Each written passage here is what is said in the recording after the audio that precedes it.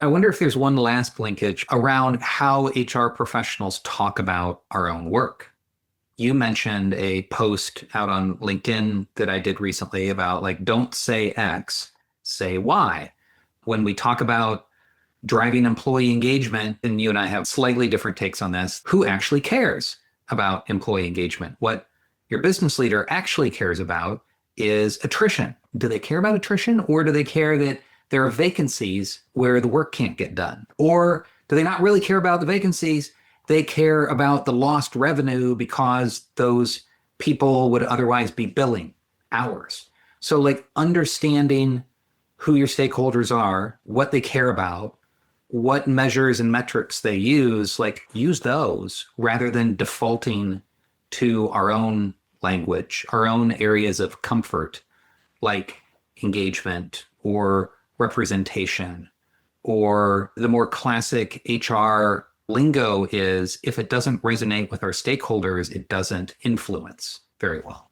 I loved that LinkedIn post Oh, because thank you. it was taking phrases that we commonly use in HR. And to be honest, I was like, I wouldn't even think about it. Like, we're running an engagement survey, we're running performance management. These are things that are just so standard that I was like, oh, yeah, okay. And in the post, what you give is alternative language of here's how to connect it back to the business. Here's how to translate it into things that your CFO or your COO or your CEO or your board member is going to actually understand and resonate with in a way that isn't like, oh, we have to take time to do this process again.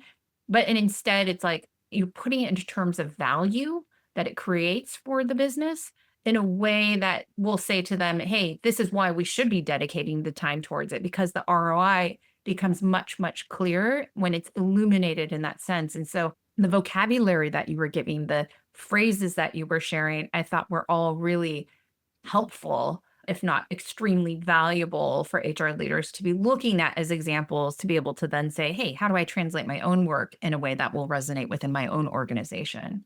Thank you. I actually pulled it up in front of me to remind myself of like, what is Jess so excited about? Like, what did I say that was, resonating? So here's an example. If you help your leadership team clarify their priorities, what a lot of HR people might say is kind of the standard language is I facilitated a prioritization session, facilitation. What really the value is around helping a leadership team clarify priorities is you're improving organizational execution. That hits differently. You're ensuring that the org actually meets its goals, less about facilitation, the activity itself, and more about the result. Another example was redesigning the management structure. What a lot of HR people might say is we updated the work chart. But what you're really doing there is you're increasing accountability, driving role clarity, improving decision velocity.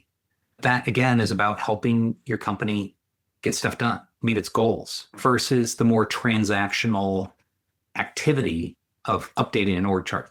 Exactly. And these days, especially in this time of we want to move faster, we want to do more, I feel like we're leaning in this moment even more so, more heavily and more intensely than we ever have on this idea of speed. And so, this example you're using of I updated the org chart versus we're increasing decision velocity with this work, that speaks volumes differently to especially a speed oriented leader that you are partnering with of why we're doing this work.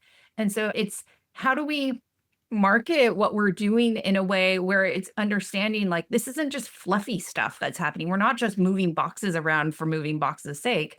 We're doing real work in the organization that is deserving and necessary for the business. Yes, but we are the department that keeps changing its own name to try to get credibility. We're the department that calls everybody a business partner and who actually operates like a business partner.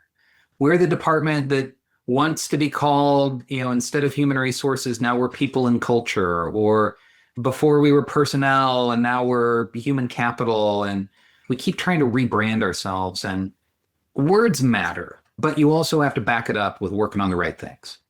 And so you can market the hell out of something. You can call yourself whatever you want, the grand poobah of delivering value. But unless you're actually delivering value, you're the grand poobah of nothing. For the HR professionals listening that are thinking about like, hey, how do I get that presence? How do I get that confidence? Do I just need to speak more like a consultant? Yes, maybe, but it's not just speak like them. Work on the right things and make sure that you're telling the story about the value that drives. And work backwards from what the business needs, right? Like if we are trying to move faster right now, therefore we need to communicate more clearly, we need faster decisions, then the HR work that falls out of it, we can have a direct line to what's the top goal for the business as a whole. I agree with you, Andrew. Like, let's not just have, marketing slogans for funsies' sake in the HR world. But I will say there are a number of HR leaders who do really good work, who are Sure. working incredibly hard and don't do the marketing side. And I think that is a huge disservice to them and their work to be able to have the impact it needs to have within their organizations as well. Well, and also there's a whole generation of people missing out on the role models of what good looks like in HR. And so, hey, that's one of the reasons why we try to share what we think good looks like. And why we have so many incredible guests to come on and share what they think as well. Hey, shout out to Melanie Naranjo, who was one of our earlier guests, who spoke a lot about power and influence dynamics and her dynamic with her CEO. Go back and re-listen to that episode if you're listening to this one. Jess, thank you for a wide-ranging discussion and series of rabbit holes. You got me to like fully rub my face at one point as we're talking about what HR calls ourselves. And again, hopefully this is on some level useful to our listeners. Let us know what you think. Give us a comment, send us a direct message in LinkedIn, whatever. The reason we do this is to try to be helpful to you.